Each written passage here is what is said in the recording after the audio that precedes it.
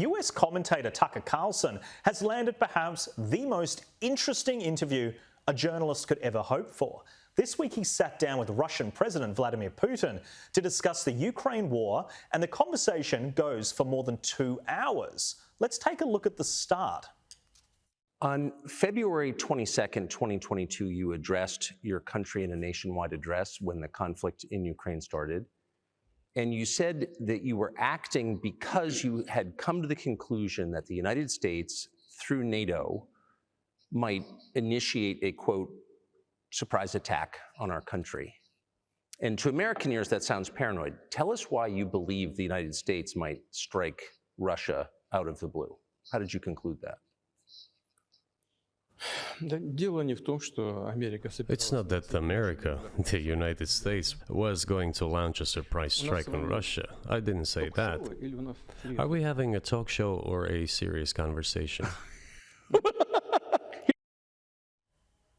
Now, we all know much of what Putin says will be conflated with spin, deception and rigid talking points. That would shock almost no one.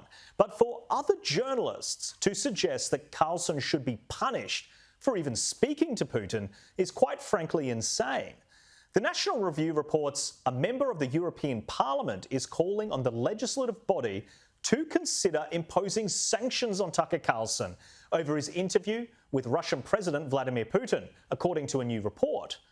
As Putin is a war criminal and the EU sanctions all who assist him in that effort, it seems logical that the External Action Service examines his case as well, MEP Guy Verhofstadt, a former Belgian Prime Minister, said. For Carlson, he explained why he thought it was not only appropriate, but important to hear from Putin. There are risks to conducting an interview like this, obviously, so we thought about it carefully over many months. Here's why we're doing it. First, because it's our job. We're in journalism. Our duty is to inform people.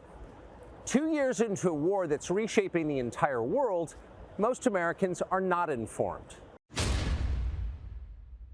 Sophie, when did it become a crime to interview somebody who's controversial as a journalist? Well, I think it's interesting here, Jack. It's certainly not a crime to interview someone who's controversial. However, you know, it's whether they're asking the right questions or whether they're giving the person a free ride. Now, this Tucker Carlson interview dropped today, Australian time, Friday morning, and there's a lot of people still yet to watch the whole thing in full. But there have been many other media outlets that have tried to secure interviews with President Putin and have been unsuccessful in doing so. So it's interesting that he has agreed to do the interview with Tucker Carlson, and a lot of people around the world will be viewing this to see what they make of it. I've watched some parts of it, and there was some really interesting comments that Putin made about Evan Gershkovich, the Wall Street journalist, and said that he hopes to see him return to his homeland of America, which is very important. I'm paraphrasing there. So there's a lot to take out from this interview. It is 2 hours long, Jack.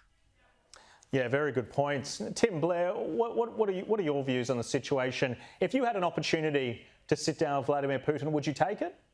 Yes, and I think most journalists would. We'd all come at it from different angles, hopefully. But yeah, he's one of the most significant figures in the world at present, has been for some time. And prior to Tucker Carlson, many other respected journalists, i.e., you know, respected by their peers, lefties, have interviewed Putin. So I don't think it's anything extraordinary that he's done it. But you've got to remember, you know, we've had circumstances where people from the ABC have been criticised for interviewing, I think was Steve Bannon was one of Donald Trump's advisors, and they were criticised for interviewing, you know, that figure of evil. So you're always going to get in trouble because you'll be seen to be, you know, what's the phrase, platforming people such as Putin or whoever that we talk to. But you know, even going back to things like the Gulf War, people interviewed all manner of, you know, terrorists, well beyond the likes of a national leader. So there's a tradition of this sort of thing. Yeah, I mean, it's interesting. I don't know if I'm the only one who thinks this, but I'm just curious to see what he actually has to say.